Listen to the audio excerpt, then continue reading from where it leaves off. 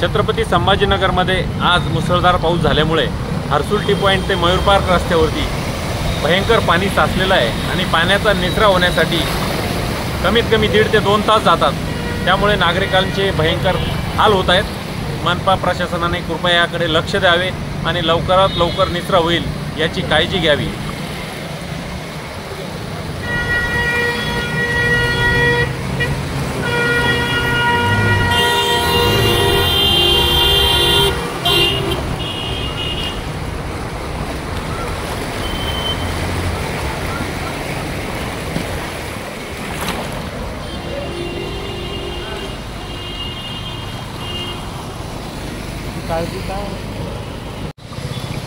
हा आहे ऑडिटर सोसायटीचा रस्ता बघा, किती पाणी जमलेलं आहे आणि ह्या दुरावस्थेकडे कोणीच लक्ष देत नाही। प्लीज त्याच्याकडे नीट गांभीर्याने विचार करावा।